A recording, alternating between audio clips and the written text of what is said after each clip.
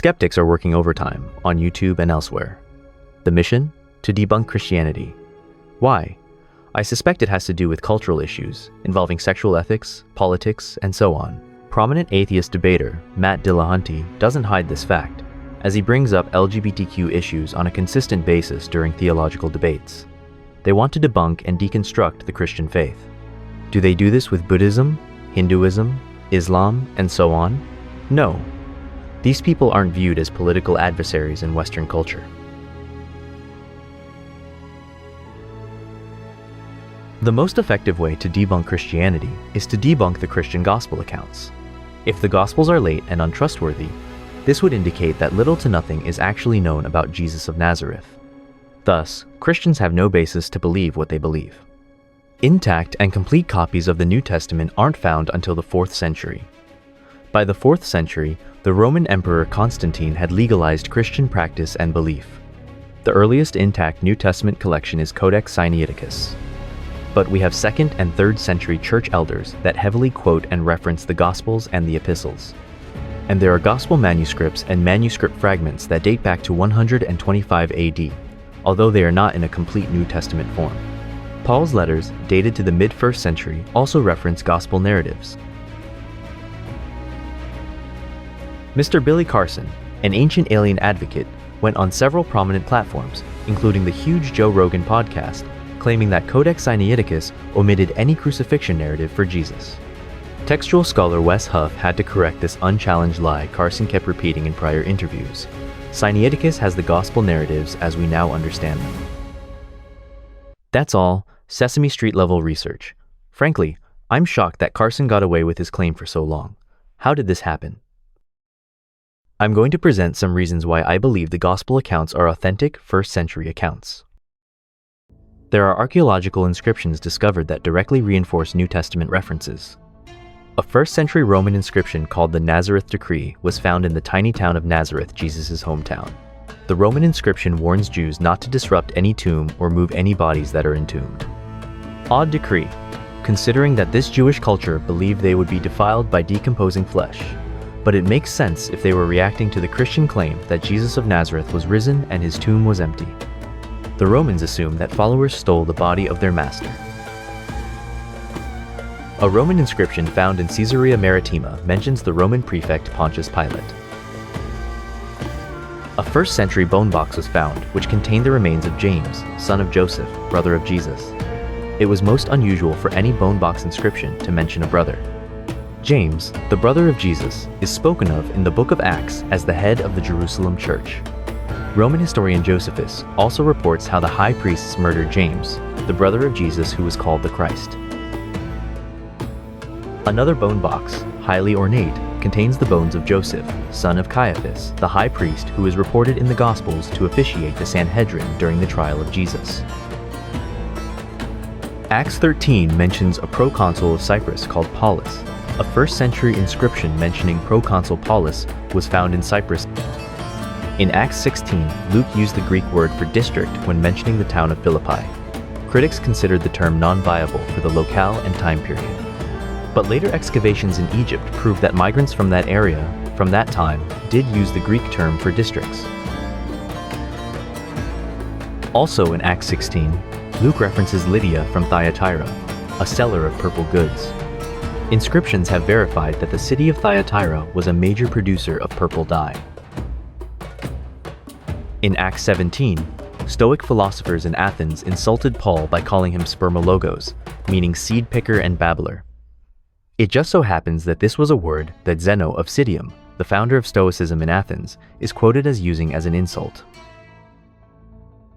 Acts 19 and the book of Romans mention Erastus, an official at Corinth and friend of Paul. A 1st century inscription was found at Corinth mentioning that the town official Erastus laid this pavement at his own expense. In Acts 21, Paul is accused of the crime of bringing a Greek man into a temple area forbidden to Gentiles. The temple inscription warning Gentiles not to enter upon penalty of death was discovered. Luke details how Paul was kept under house arrest in Rome at Paul's own expense. This was also verified as a Roman practice for non-violent criminals. These historic confirmations strongly suggest that the Gospels were written in the 1st century, corresponding with these historic personages and locations. The Gospel of Matthew contains several historic clues which identified what the Star of Bethlehem was. This historic mystery was solved by author Ernest Martin and lawyer Frederick Larson. During the year 2 BC, the planet Jupiter merged with the planet Venus in July in a very rare close conjunction. Jupiter would continue its nightly progression across the night sky until pausing over Bethlehem on December 25th, as seen from Jerusalem. Coincidence? Also highlighted are the 1st century wedding traditions in Galilee, as recorded in biblical and extra-biblical Judaic sources. These Galilean wedding traditions are the motif for much of what Jesus taught regarding his coming kingdom, especially within the Gospel of Matthew. In Galilee, when a man and woman were betrothed, they drank from the same cup to seal the union. The man then went to his father's house, where he would build an addition where he and his bride could live. This directly correlates to the idea of Jesus' church as his bride. Jesus informed his disciples that at his Father's house there are many dwellings, and where Jesus goes, he goes to prepare a place for them. Of particular note is that no one knew the day nor hour when the groom would go to get his bride and begin the wedding ceremony. The bride, now separated from the groom, was to stay prepared for any surprise announcement that the time for the wedding had started. Again, this directly mirrors Jesus' teaching that he would return for his church, but no one would know when, but the church must always be ready for his return. And incredibly, not even the groom knew the day and hour that he was to retrieve his bride. Only his father knew. When the father of the groom decided, he would say, "Okay, now get your bride." This is why Jesus said that even he didn't know the day nor hour of his return. This was in keeping with the Galilean wedding tradition. Again, did later Gentile Christians forge the Judaic Gospel accounts? No. The Gospel of John also details many architectural details of 1st century Jerusalem. The Pool of Bethesda and the Pool of Siloam were both discovered and excavated, as was the Gabbatha pavement where Jesus may have been tried by Pilate. The Gospel of John also details the well at Sychar, Jacob's well. John uses 2 Greek words meaning well and spring. This was later confirmed, the site serving as both a well and a running spring of water. The Gospel of John details the flow of blood and water that emerged from the lance wound inflicted on the recently deceased Jesus. This indicates that the pericardium was punctured, as surrounding fluid in the chest cavity was caused by the incessant torture Jesus endured. This was imagined in the 2nd century? No. There are also internal clues within the Gospels as to authenticity and authorship. For example, we have the common occurrence of 1st century names in Galilee and Judea. Writings and bone boxes have shown that the names of Jesus, James, Joseph, Simon, John, Judas, and Mary were extremely common during that time. So as we find in the Gospels, the common names have qualifiers so people do not confuse one person with another. We have Simon who is renamed Peter. We have another Simon who is called the Zealot. We have Simon of Cyrene. We have John the Baptist. We also have John, brother of James, son of Zebedee. We have Mary of Magdala. We have Mary, mother of Jesus. We have Mary, sister of Martha. We have James the Greater and James the Lesser, and so on. All these people had qualifiers attached to their names. Later, 2nd century Gnostic Gospels would start using names more common for the 2nd century and for the area around Egypt. Matthew is described as a tax collector. Of particular note is that the Gospel of Matthew details both events, teachings, and parables that concern money, more money-focused verses than the other Gospel accounts. Mark's Gospel has a mysterious reference to a certain young man, clothed in a sheet, who followed Jesus and the disciples to Gethsemane. It's commonly believed this youngster to be Mark, the author of the Gospel. Mark served as a later interpreter for Peter. Certain modernists like to imagine a homosexual aspect to the young man in a sheet. But seriously, these were not Greeks, they were Jews. Jews would not follow a rabbi who partook in such behavior. Also, this was a night of great fear and pain for Jesus. Mark was probably just a young teen at the time. His curiosity about Jesus and the disciples got the better of him. Another strong indicator of internal truthfulness is the brutally honest depiction of the disciples.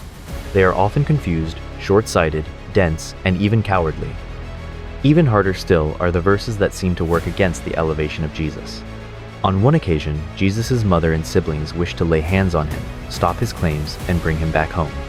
On another occasion, Jesus is reported as being unable to work many miracles in his doubting hometown of Nazareth. Jesus has a crisis of fear and dread at the Garden of Gethsemane. Then we have his expression of absolute despair as he hung on the cross. Jesus is repeatedly shown as first coming for the Jews, targeting Jewish audiences, even telling a Gentile woman that it wasn't right to take food for the children, the Jews, and give it to the puppies, the Gentiles. This is written in the dominantly Gentile 2nd century church? No. Also note, later Gentile scribes did not censor this event from Scripture. Women are the first witnesses to the resurrection. In that culture, women were not deemed reliable witnesses. Worse still, the primary participant of that story, Mary of Magdala, is also reported to have once been possessed by demons. In that culture, Mary Magdalene would be the worst possible witness. Was this an imagined fictional story? No. One gospel narrative describes Thomas as being from Bethsaida. Another gospel narrative has the group in Bethsaida, and Jesus asks Thomas where they could buy food. The two divergent gospels end up highlighting each other. Another example of divergent gospels complementing each other. In the Gospel of Luke, Jesus incriminates himself before Pilate by admitting that he is a king. Then, for some unexplained reason, Pilate announces that he finds no guilt in Jesus. In the Gospel of John, the dialogue is extended. Jesus admits he is a king, but not of this world. Pilate finds Jesus' answer to be delusional or unreal. Thus, he doesn't find Jesus' kingship claim to be a threat. There are rabbinic Judaic customs reflected in Jesus' teachings. One is the use of extreme hyperbole, the use of dramatic exaggeration to reflect a dire situation. For example, Jesus taught that it was better for someone to pluck out an eye or remove a hand than to sin and be cast into hell. Obviously not a literal instruction. There are occasions when the Gospels preserve the original Aramaic that Jesus spoke. Such examples include Talitha Kumi, little girl arise, Ephphatha, be opened, and Eli, Eli, lama sabachthani, my God, why have you forsaken me? Then we have teachings that have a rhyme or rhythm when translated into Aramaic. For example, the verse where Jesus accuses the Pharisees of straining out a gnat and swallowing a camel. The Aramaic word for gnat is galma, and camel is gamla. Both were considered non-kosher. Was this written by 2nd century Gentile Christians? Obviously not. Also important are the New Testament idioms that were used in Aramaic-speaking cultures, Jewish Aramaic or Hebrew slangs that were commonly used. For example, in that culture, a bad eye meant someone was stingy. A good eye meant that someone was generous. When Jesus is quoted as bringing a sword, this does not mean a literal sword. It means he brings division. Following Jesus or opposing Jesus will literally divide families and communities. Another Aramaic slang for Jews involved the term fox. A person who was deemed a fox was considered second-rate. So when Jesus called Herod Antipas that fox, he wasn't calling Herod tricky or crafty, as we would understand the slang. He was calling Herod a second-rate ruler. So were the Gospels 2nd century imaginings by the increasingly Gentile Christian community? No. Critics are lately claiming that Luke is a 2nd century forgery which used the Roman historian Josephus' writings as source material. There are commonalities and shared references between Luke and Josephus. Any committed skeptic would obviously see Josephus as the primary source of information. Josephus wrote his histories at the very end of the 1st century. An open mind would see three options for these commonalities. Luke is referencing Josephus. Josephus is referencing Luke. Or both Luke and Josephus are referencing a shared source or commonly known 1st century oral histories. The huge claim of critics is that Luke incorrectly references Josephus. One such reference in particular involves a man known as the Egyptian. They claim Luke incorrectly associates the Egyptian rebel with a group called the Sicarii.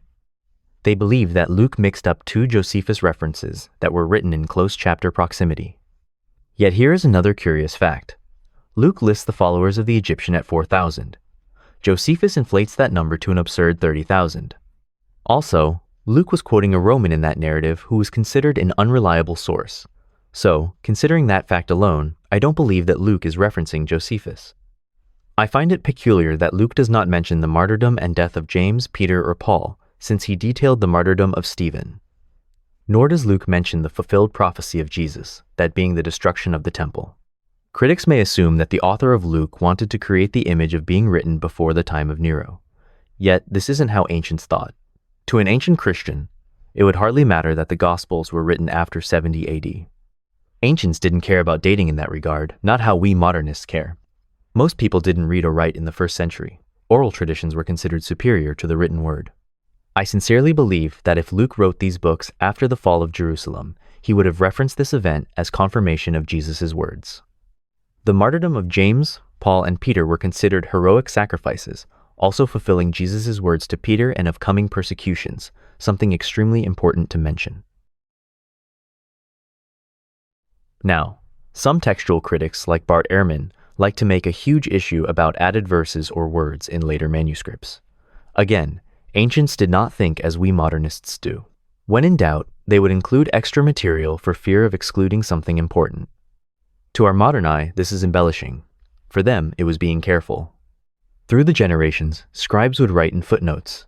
The footnotes were in the margins of the text. After multiple copies, sometimes the footnotes would end up inserted into the main text. Modern Bibles will alert readers to these insertions. The alerts will read, "The oldest manuscripts do not contain this verse." So there is no cover-up or con job involving Christian scripture. Modern textual critics, by comparing and contrasting the thousands of New Testament papyri, are able to determine the original content. In the ancient world, the main concern was missing or omitting a scriptural teaching. In the modern day, the main concern is that the authors embellished and added to the text. The primary reason why scholars date the Gospel accounts after 70 AD is that they presume the destruction of the temple caused the writers to embellish a prophetic prediction of the event through Jesus. Yet there was both a fear and an expectation at that time that the Romans would destroy the temple and Jerusalem. This is why there was a huge desire for an earthly Messiah who would deliver and protect them from the Romans. When it became apparent that Jesus was not going to lead a revolt against the Romans, most who waved palm leaves on Sunday were shouting, "Crucify him," on Friday. Historian Josephus, writing at the end of the 1st century, records an account of another Jesus named Jesus ben Ananias. 4 years before the destruction of Jerusalem, this Jesus was in hot water with the Sanhedrin for publicly warning people of the coming destruction of the temple. Josephus also records what they considered to be supernatural signs that the impending destruction of the temple was imminent. The fact that Jesus of Nazareth would predict the destruction of the temple was logical. It was also an expectation when a Jew considered the high priests to be corrupt. The details where the gospel accounts seem to disagree with one another also indicate their authenticity. Different people and sources will naturally remember details differently, or a later gospel account may add some detail that a prior account seemed to carelessly omit. Critics will call these differences contradictions. Yet if the gospel accounts had zero differences, the charge would be massive collusion or conspiracy. This is a topic that could go on for hours, so please research each argument presented and dig deeper. Thank you. This was JJ Messenger for Searching the Supernatural. Please like, comment, and subscribe.